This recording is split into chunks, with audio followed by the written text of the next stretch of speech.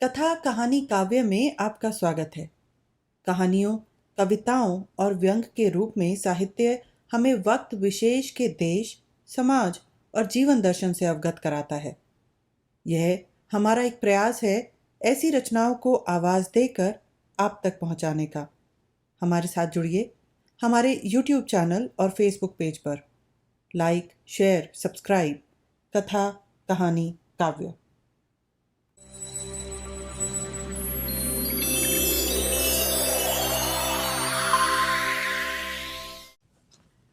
आइए सुनते हैं मुंशी प्रेमचंद की कहानी आंसुओं की होली, मेरे यानी मनीषा के साथ।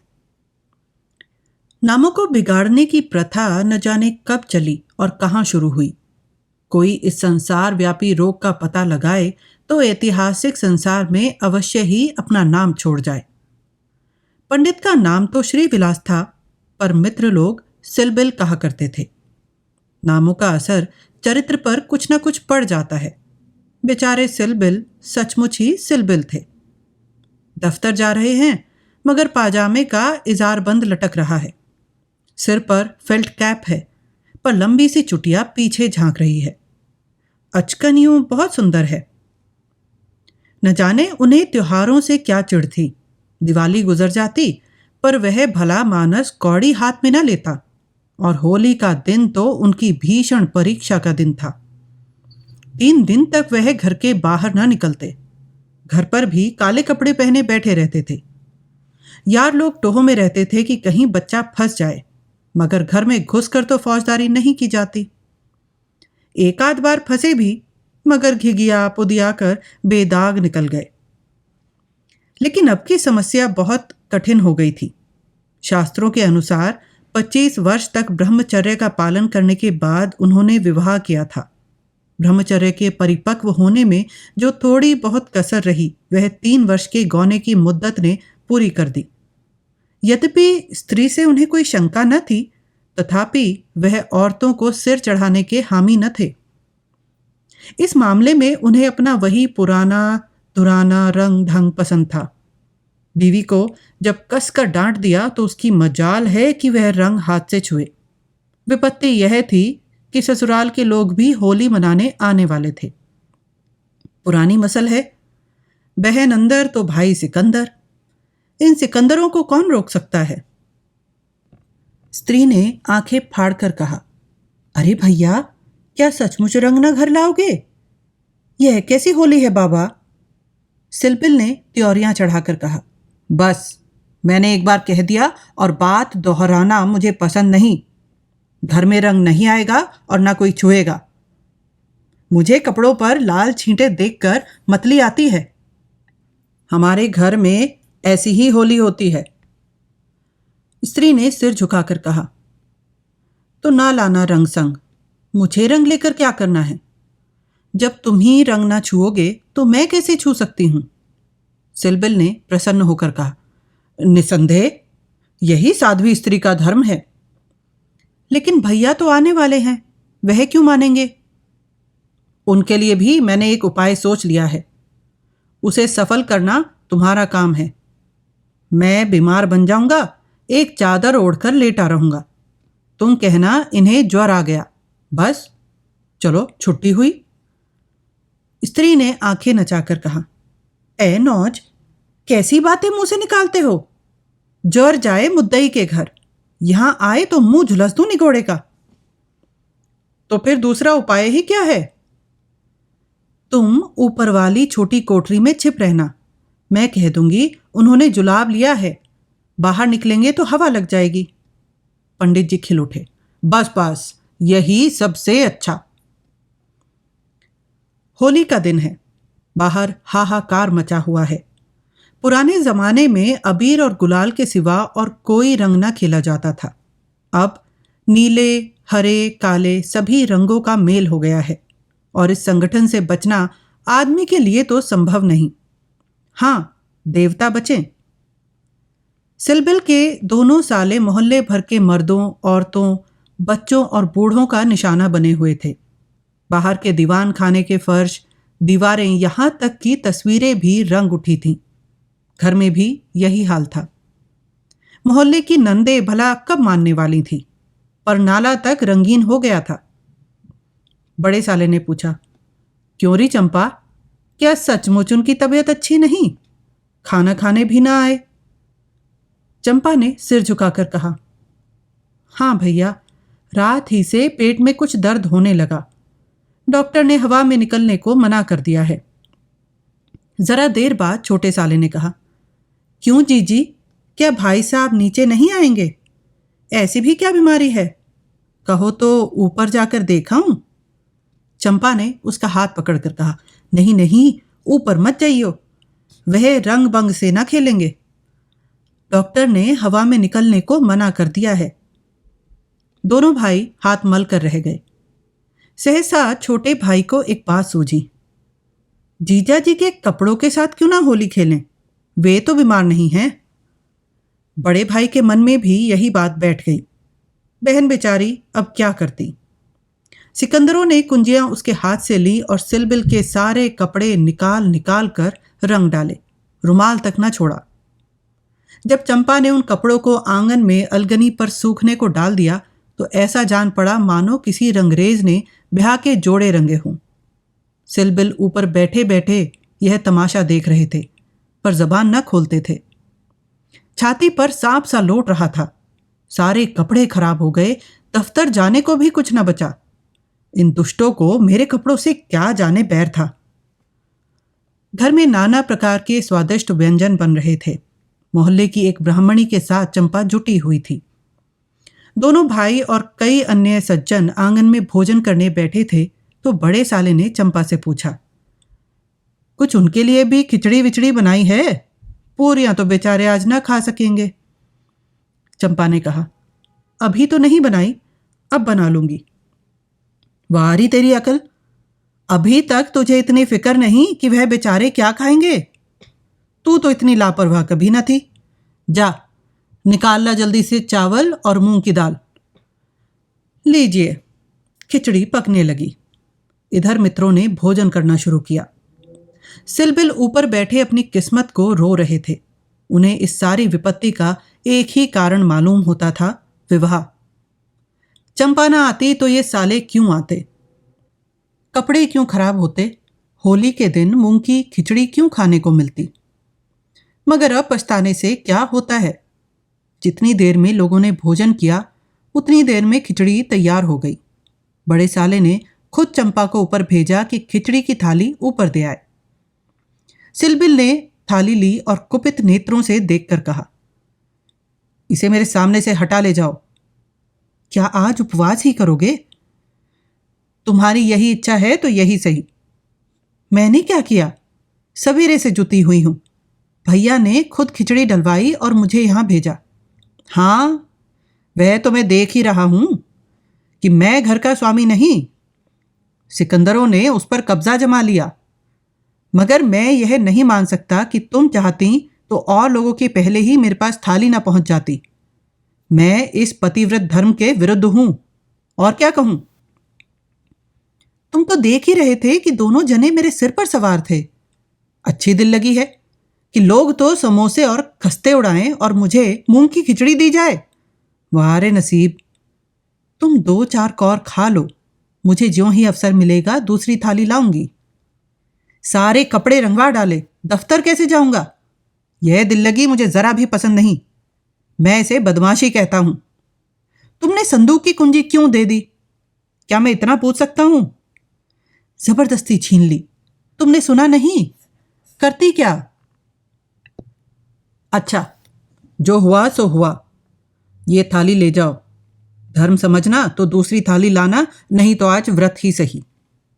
एकाएक पैरों की आहट पाकर सिलबिल ने सामने देखा तो दोनों साले आ रहे हैं।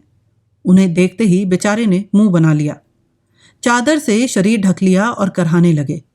बड़े साले ने कहा, कहिए, कैसी तबीयत है? थोड़ी खिचड़ी खा लीजिए। सिलबिल ने मुंह बनाकर कहा, अभी तो कुछ खाने को इच्छा नहीं है। नहीं नहीं, उपवास करना तो हानिकर होगा। खिचड़ी खा लीजिए। बेचारे सिलबिल ने मन में इन दोनों शैतानों को खूब कोसा और विष की भांति खिचड़ी कंठ से नीचे उतारी। आज होली के दिन खिचड़ी ही भाग्य में लिखी थी। जब तक सारी खिचड़ी समाप्त न हो गई, दोनों वहां डटे रहे, मानो जेल के अधिकारी किसी अनशन व्रतधारी कैदी को भोजन करा रहे हों। बेचारे को ठूस ठूस कर खिचड़ी खानी पड़ी। पकवानों के लिए गुंजाइश ही न रही। 10 बजे रात को चंपा उत्तम पदार्थों का थाल लिए पतिदेव के पास पहुंची। महाशय मन ही मन झुंझला रहे थे। भाइयों के सामने मेरी परवाह कौन करता है? न जाने कहां से दोनों शैतान फट पड़े। दिन भर उपवास कराया और अभी तक भोजन का कहीं पता नहीं। बारी चंपा को थाल लाते देखकर कुछ अग्नि शांत हुई। बोले, अब तो बहुत सवेरा है, 1-2 घंटे बाद क्यों ना आई? चंपा ने सामने थाली रखकर कहा, तुम तो ना हारी ही मानते हो न जीती। अब आखिरकार ये 2 मेहमान आए हुए हैं, इनका सेवा सत्कार ना करूं तो भी तो काम नहीं चलता। तुम्ही को बुरा लगेगा, कौन रोज आएंगे? ईश्वर न करे कि रोज आए, यहां तो एक ही दिन में बधिया बैठ गई। थाल की सुगंधमय तरबतर चीजें देखकर सहसा पंडित जी के मुखारविंद पर मुस्कान की लाली दौड़ गई। एक एक चीज खाते थे और चंपा को सराहते थे।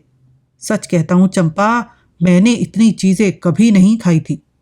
हलवाई साला क्या बनाएगा? जी चाहता है कुछ इनाम दूं। तुम मुझे बना रहे हो, क्या करूं? जैसा बनाना आता है बना लाई। नहीं जी, सच कह रहा हूं, मेरी तो आत्मा तक तृप्त हो गई। आज मुझे ज्ञात हुआ कि भोजन का संबंध उधर से उतना नहीं जितना आत्मा से है। बतलाओ, क्या इनाम दूं? जो मांगू वह दोगे? दूंगा, जनेऊ की कसम खाता हूं। न दो तो मेरी बात जाए। कहता हूं भाई, अब कैसे कहूं? क्या लिखा पढ़ी कर दूं? अच्छा तो मांगती हूं, मुझे अपने साथ होली खेलने दो। पंडित जी का रंग उड़ गया। आंखें फाड़ कर बोले, होली खेलने दूं? मैं तो होली खेलता नहीं, कभी नहीं खेला। होली खेलना होता तो घर में छिपकर क्यों बैठता? औरों के साथ मत खेलो, लेकिन मेरे साथ तो खेलना ही पड़ेगा। यह तो मेरे नियम के विरुद्ध है। जिस चीज को अपने घर में उचित समझूं, उसे किस न्याय से घर के बाहर अनुचित समझूं? सोचो। चंपा ने सिर नीचा करके कहा, घर में ऐसी कितनी ही बातें उचित समझते हो जो घर के बाहर अनुचित ही नहीं, पाप भी हैं। पंडित जी झेपते हुए बोले, अच्छा भाई, तुम जीती, मैं हारा। अब मैं तुमसे यही दान मांगता हूं। पहले मेरा पुरस्कार दे दो, पीछे मुझसे दान मांगना। यह कहते हुए चंपा ने लोटे का रंग उठा लिया और पंडित जी को सिर से पांव तक नहला दिया। जब तक वह उठकर भागे, उसने मुट्ठी भर गुलाल लेकर सारे मुंह में पोत दिया। पंडित जी रोनी सूरत बनाकर बोले, अभी और कसर बाकी हो तो वह भी पूरी कर लो। मैं न जानता था कि तुम मेरी आस्तीन का सांप बनोगी। अब और कुछ रंग बाकी नहीं रहा। चंपा ने पंडित के मुंह की ओर देखा तो उस पर मनोवेदना का गहरा रंग झलक रहा था। पछताकर बोली, क्या तुम सचमुच बुरा मान गए हो? मैं तो समझती थी कि तुम केवल मुझे चिढ़ा रहे हो। श्री विलास ने कांपते हुए स्वर में कहा, नहीं चंपा, मुझे बुरा नहीं लगा।